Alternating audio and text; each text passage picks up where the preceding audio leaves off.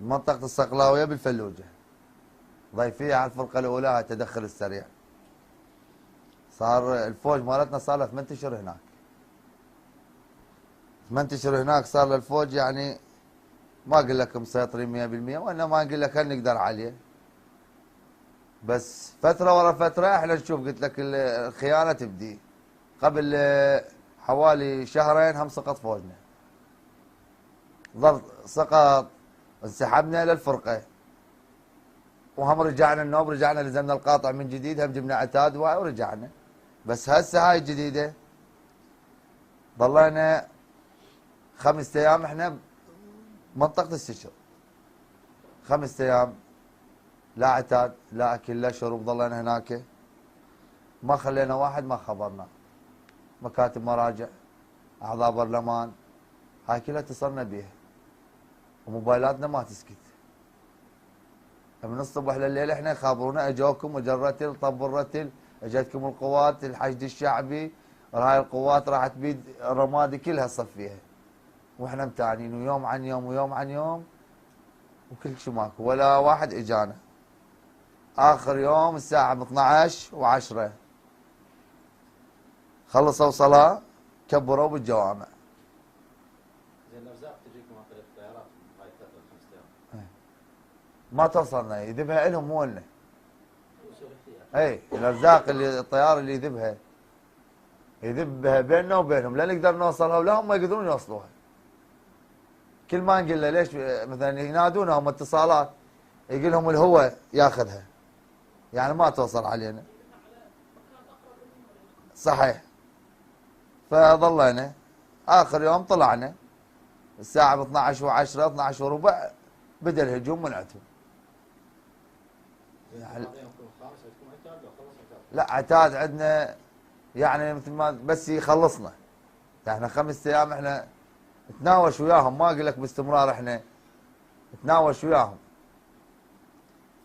فمن طلعنا 5 يوم بدا الهجوم من منطقة المختار، ومن حي الشهداء، ومن القرمة، ومن السشر، ومنطقة البعيسة. 5 مناطق بدا الهجوم.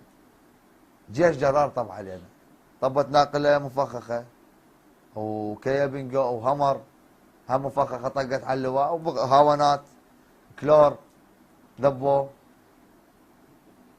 فطلعنا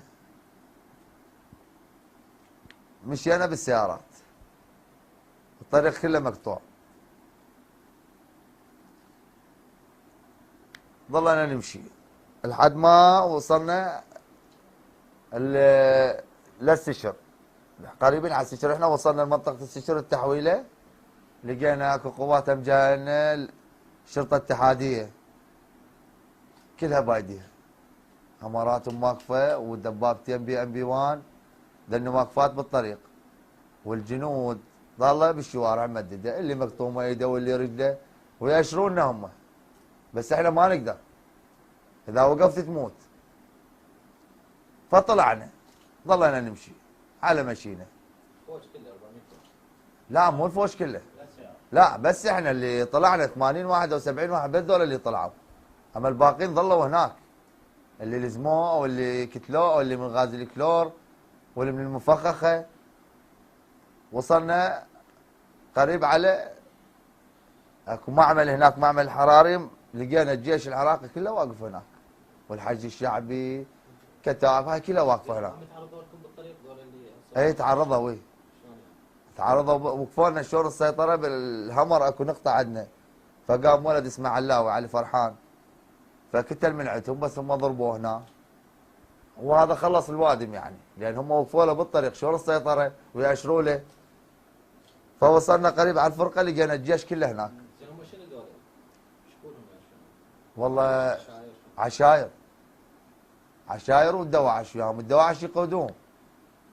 زين انتم قلت لي 8 اشهر بهاي المنطقة، هم عرفتم ذول يا عشيرة من عشائر مثلا سنة؟ العشيره هاي يسموها البعيسه، هم عشيره البعيسه. وكان المختار مالتهم يجي وماخذ تعهد من امر اللواء مالتنا، بين لا صارت طلقه هاي المنطقه محوها. بعدين ورا فتره اجى طبت هناك ما اقول لك احدى الميليشيات طبت هناك، هي اللي بدت وياهم، طبت للجامع، اخذت المصلين مالتهم.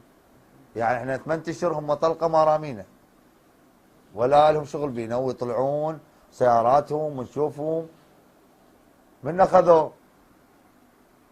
من عندهم مجموعه، هم المختار خابر امر اللواء قال له بعد طلعت من ايدي، صار الرمي منين؟ من جهتين، هاي 8 اشهر. فقلت لك وصلنا سياج الفرقه لقينا الجيش العراقي واقف هناك قاطع الطريق علينا، خونه ما خونه يصيحوا لنا، رموا علينا، فعندنا جنود هم قامت عليهم، فتحنا الطريق من عندهم، خلصنا، مشينا لقدام، هم لقينا مشينا لقدام، هم لقينا مجموعه واقفه رمت علينا، احنا هم رميناهم، وطلعنا قبل، وصلنا باب المعسكر طارق، ما رضوا يطببونا.